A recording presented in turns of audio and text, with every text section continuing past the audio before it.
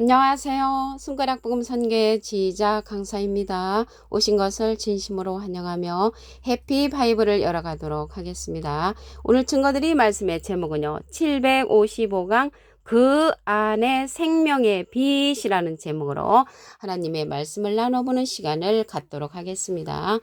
요한복음 1장 4절을 보시게 되면 그 안에 생명이 있었으니 이 생명은 사람들의 빛이라고 했고요. 요한복음 1장 5절에 보시게 되면 빛이 어두움에 빛이 돼 어두움이 깨닫지 못하더라 라고 말씀에 기록되어 있습니다. 그러면 어두움이 깨닫지 못하는 그러한 빛이라는 것을 볼 때 깨우침 받는 것은 사람에 관한 일이죠. 그래서 이 생명의 빛은 우리가 깨우침을 받을 수 있는 그러한 빛이라는 것을 말씀을 드리고요.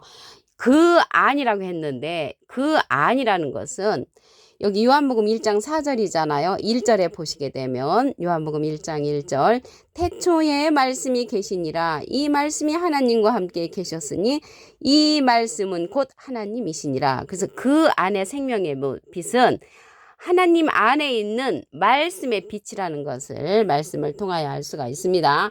요한복음 1장 2절에 보시게 되면 그가 태초에 하나님과 함께 계셨고 그가 태초에 하나님과 함께 계신 것은 말씀이죠.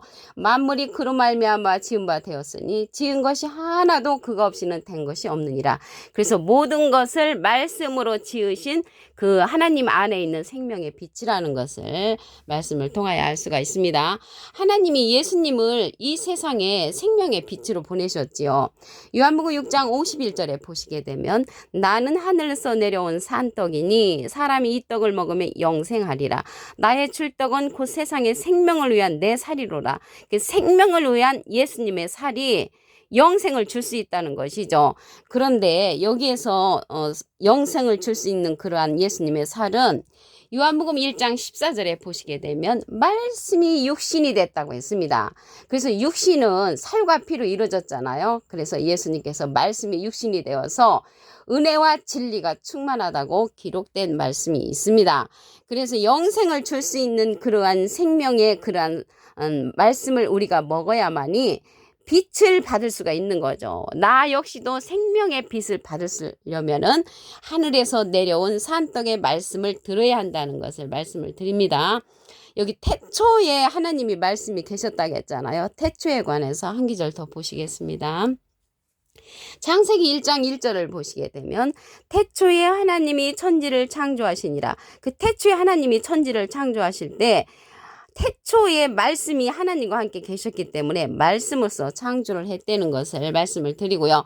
여기 생명의 빛은 첫째 날의 빛인데 우리가 알고 있는 그 태양빛이 있잖아요. 그러한 태양빛은 첫째 날 지은 그러한 빛이 아니고요. 창세기 1장 18절에 보시게 되면 주야를 주관하게 하시며 빛과 어둠을 나뉘게 하시니라. 저녁이 되며 아침에 되는 이는 넷째 날이니라. 그래서 넷째 날에 지은 것은 빛과 어둠을 나눈 그 태양을 지으셨고요. 여기 생명의 빛은 첫째 날에 지은 빛이죠. 이 첫째 날에 지은 빛은 우리 안에 거하는 그 안에 거하는 하나님의 말씀의 생명의 빛이라는 것입니다. 우리에게 생명을 줄 수 있는 것은 예수님의 그러한 영생의 떡 하늘에서 내려온 산떡의 말씀을 들어야 한다는 것이죠. 그런데 하나님이 이 세상에 여호와의 이름으로 보내신 자가 예수님이시죠.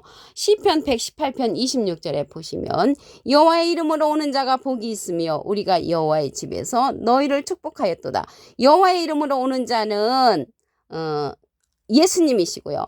예수님의 이름으로 또 오는 자가 있습니다. 마태복음 23장 39절에 보시게 되면 내가 너희에게 이르노니 이제부터 너희는 찬송하리로다. 주의 이름으로 오시니여 할 때까지 나를 보지 못하리라. 예수님을 보지 못하는 것이 의라고 했습니다.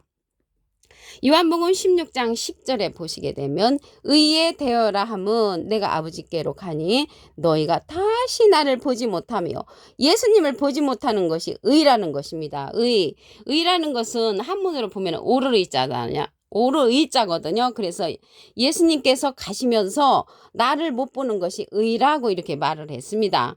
그러면 예수님은 이제 하나님께서 보내신 자였고요. 생명의 떡으로 생명의 빛으로 예수님은 하늘에서 오셨는데 예수님의 이름으로 보내는 그러한 성령이 있습니다.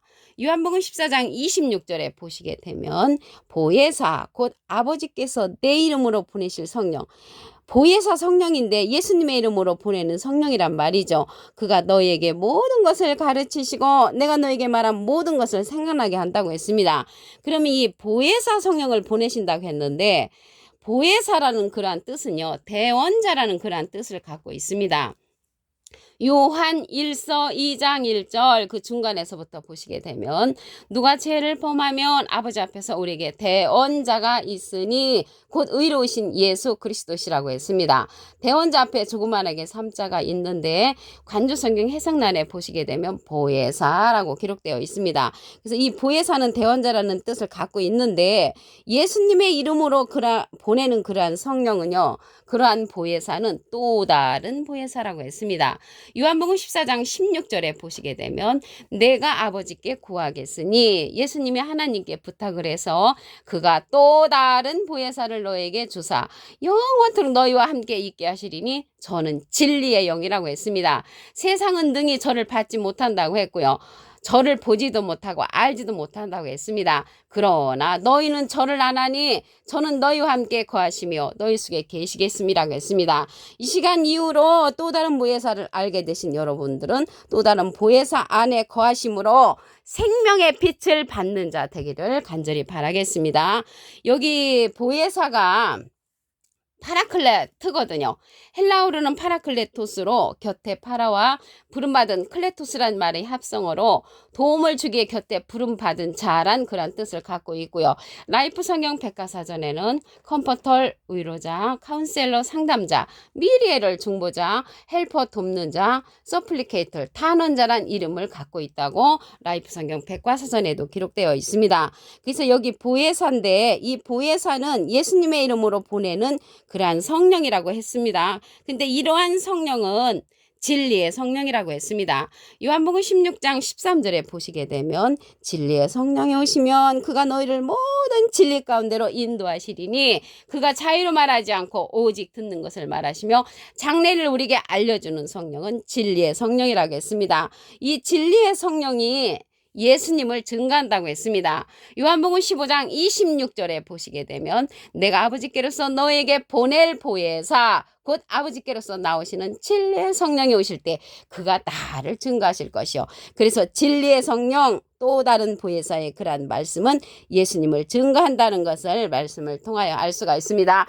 그럼으로써 그 자를 통해서 진리의 성령을 받은 자를 통해서 우리가 생명의 빛을 받을 수가 있다는 것입니다. 그 안에 있는 생명의 빛인데 그 안은 말씀이라고 그랬죠. 요한복음 1장 1절에 보시게 되면 태초에 말씀이 계시니라 이 말씀이 하나님과 함께 계셨으니 이 말씀은 곧 하나님이시라고 그랬죠. 이 말씀 자체가 그 하나님이시고 이 요한복음 1장 4절에 보시면 그 안에 생명이 있었으니 이 생명은 사람들의 빛이라. 그래서 말씀 안에 생명이 있는 그 생명의 빛을 이 시대는 또 다른 보혜사가 증거해 준다고 말씀을 드렸습니다.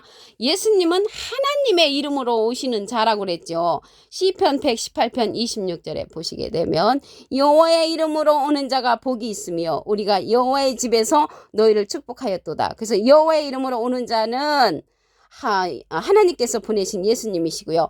예수님은 주님의 이름으로 오시는 자죠. 예수님은 주님의 이름으로 오신 자, 하나님의 이름으로 오신 자인데 또 주님의 이름으로 오는 자가 있습니다. 마태복음 23장 39절에 보시게 되면 내가 너에게 이르노니 이제부터 너희는 찬송하리로다. 주의 이름으로 오시는 이여 할 때까지 나를 보지 못하며 예수님을 못 보는 것이 주님의 이름으로 오는 자가 오면 못 본다고 그렇게 기록되어 있고요.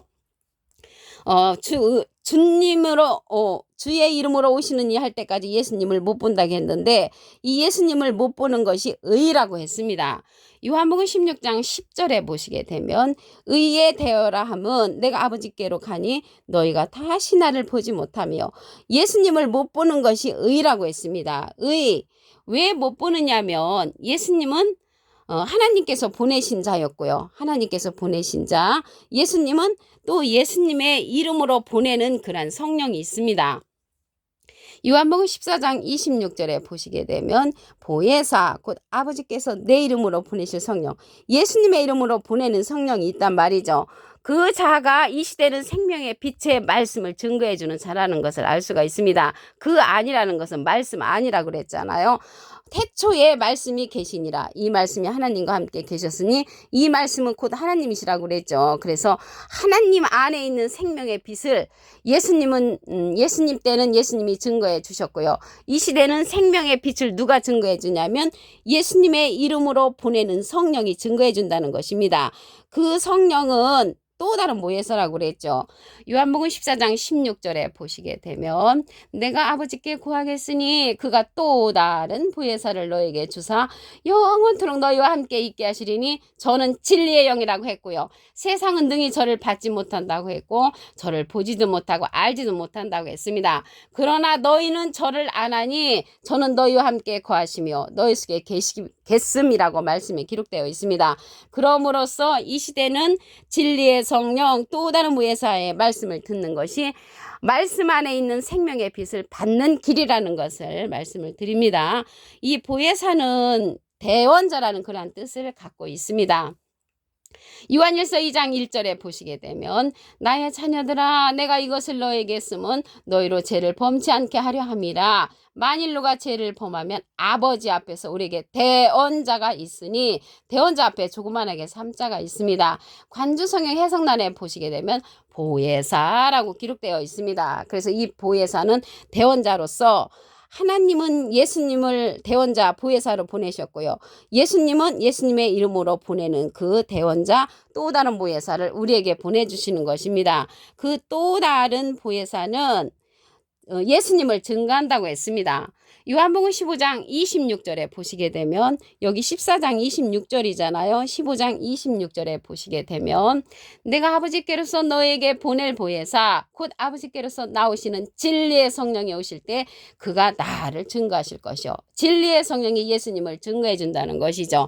그래서 예수님의 이름으로 보내는 그 성령은 또 다른 보혜사로서 진리의 성령을 우리에게 보내주신다는 것을 알 수가 있습니다. 이 진리의 성령은 모든 진리 가운데로 인도한다고 했지요. 요한복음 16장 13절을 보시게 되면 진리의 성령이 오시면 그가 너희를 모든 진리 가운데로 인도하시리니 그가 자의로 말하지 않고 오직 듣는 것을 말하시며 장래를 우리에게 알려주는 그러한 성령이라고 했습니다. 우리 이 시대는요 진리의 성령을 받아야 되는데 과거에 우리가 받았던 방언 성령, 예언 성령, 투시 성령, 지식 성령들은 패한다고 했습니다. 고린도전서 13장 8절부터 보시게 되면 이러한 성령들은 부분적인 성령이기 때문에 패한다고 했고요. 모든 진리 가운데를 인도하는 진리의 성령을 받아야 하는 그러한 시대가 되었다는 것을 말씀을 드립니다.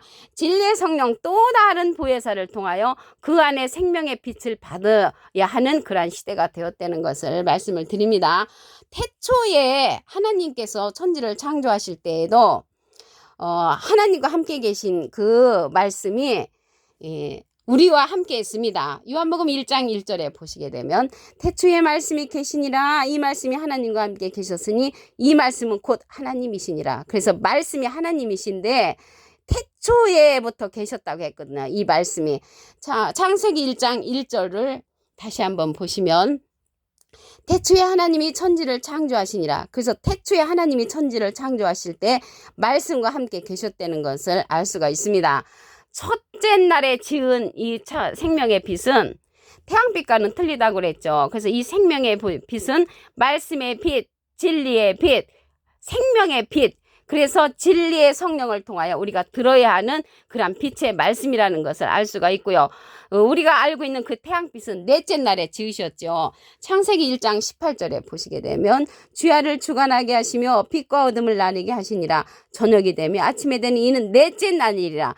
넷째 날에 지은 그러한 태양빛은 첫째 날에 지은 생명의 빛과는 틀리다는 것을 말씀을 드립니다. 그래서 이 생명의 빛은 아무것도 없을 때 태초에부터 하나님과 함께 계신 그런 말씀의 빛이라는 것을 알 수가 있고요. 하나님이 천지를 창조하실 때도 말씀으로 창조했다는 것을 말씀을 드립니다. 오늘 755강 그 안에 생명의 빛이라는 제목으로 하나님의 말씀을 나눠보는 시간을 가졌습니다. 감사합니다.